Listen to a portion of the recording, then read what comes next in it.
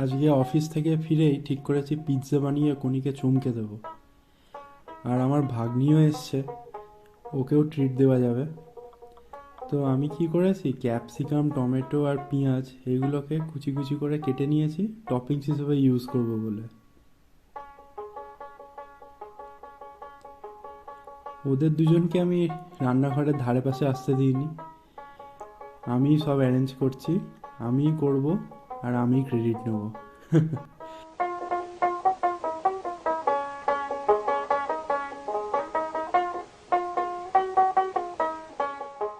পিৎজার এই রেসিপিটা আমার ইউটিউব থেকেই পাওয়া।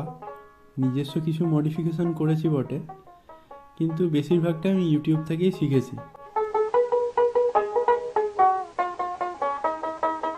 তো আমার টপিংস রেডি।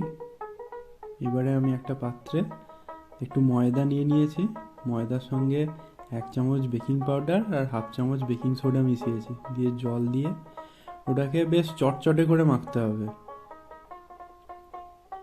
আর এটা মেখে কিছুক্ষণ রেস্ট করার জন্য রেখে আমি ইন্ডাকশনের উপর একটা কড়াই রেখে তার মধ্যে নুন দিয়ে একটা বেস তৈরি করে ওটাকে 10 মিনিটের জন্য প্রিহিট হতে বসিয়ে রেখেছি।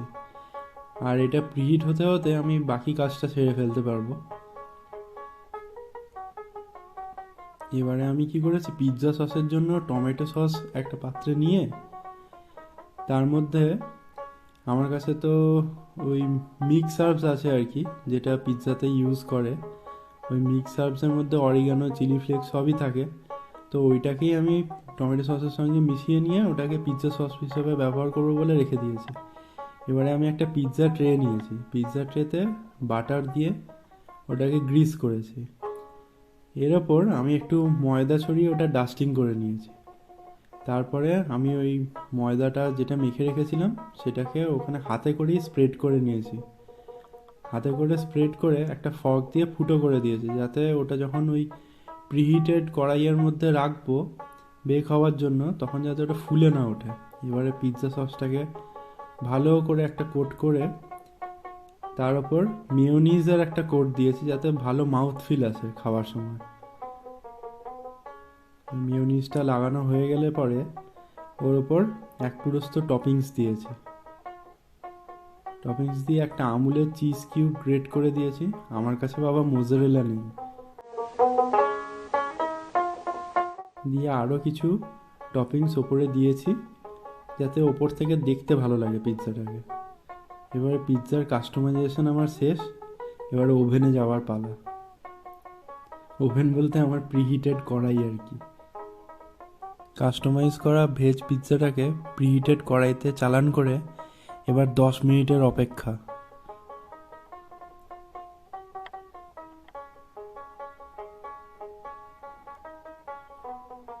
না, দেখতে তো বেশ দোকান দোকান ভাইব আসছে।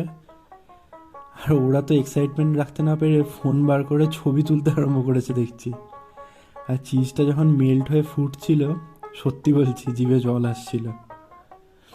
এবারে আমি ছুরি দিয়ে একটু নিচটা বেক হয়েছে নাকি একটু চেক করে নিচ্ছি। চেক করে নেওয়ার পরে সার্ভ করার জন্য দুর্দান্ত আইডিয়া এসছে। রুটি বেলার ওই জায়গাটার ওপর পিৎজাটাকে কোনো মতে কোনি তুলে দিয়েছে, আমি খুন্তি দিয়ে তোলার আগেই। কি করে অত গরমটা তুললো আমার এখনও বুঝতে পারছি না আমি।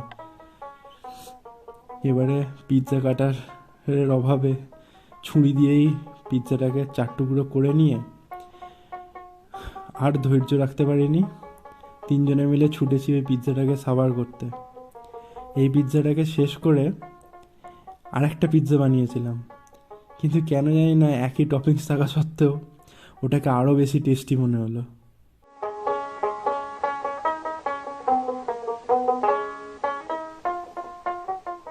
ও হ্যাঁ, আর একটা কথা, এই পিৎজা খেয়ে কোনি বলে কি না ওর ডোমিনোজ পিৎজা হাট আর যাবে না।